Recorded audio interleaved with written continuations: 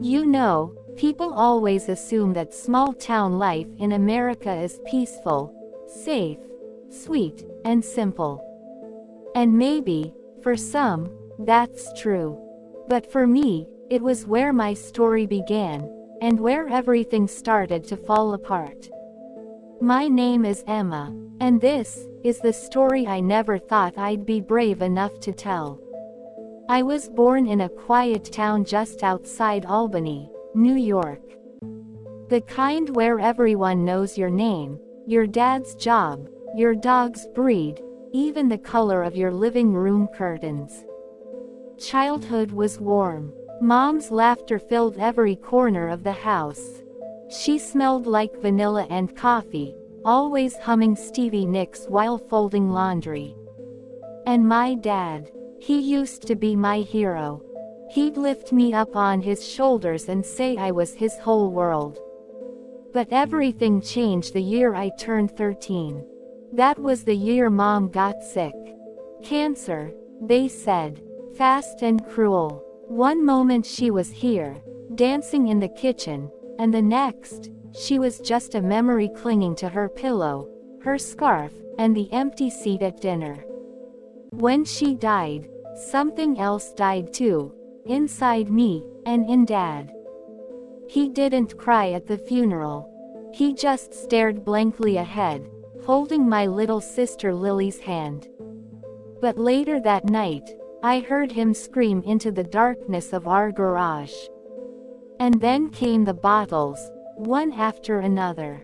Dad slowly stopped being Dad. His hugs turned to silence. His silence turned to anger. And I turned into the girl who had to grow up too fast. I became Lily's mom, Dad's therapist, and my own protector, all before high school even began. Nobody really noticed. I smiled enough to keep people from asking questions. Teachers praised my grades. Friends said I was so mature. But no one saw the nights I stayed up, making Lily's lunch for the next day while Dad lay passed out on the couch. No one heard me cry into my pillow after cleaning up his broken beer bottles. No one asked why I flinched when someone raised their voice. I learned early that pain doesn't always come with bruises. Part 2. A love that wasn't love. When I met Josh in college, I thought he was different. He was charming, the kind of guy who opens doors and remembers your coffee order. He said I had sad eyes, and that he wanted to be the one to make them smile again. God, how I wanted to believe him.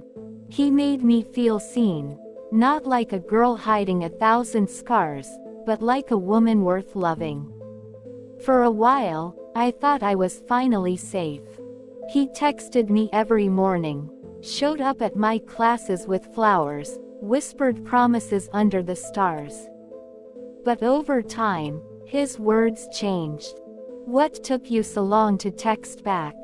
Why do you need to hang out with your friends? You looked at that guy a little too long, didn't you?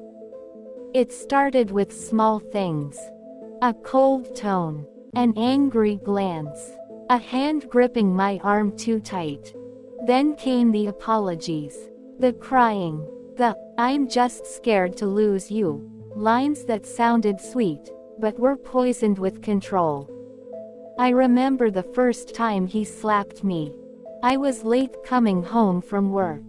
He said I made him feel like I didn't love him. And I believed him. Yes, I believed him. I told myself it was my fault. That I shouldn't have worked late.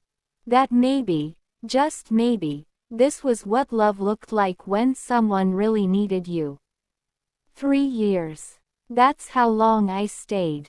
3 years of walking on eggshells, hiding bruises under sleeves, and making excuses to my friends. I thought if I just loved him harder, he'd stop hurting me.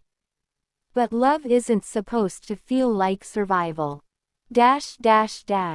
Right finger, let me continue part 3 and beyond. Healing journey, escaping the abuse, rebuilding her life, finding her strength. Closing message to the audience.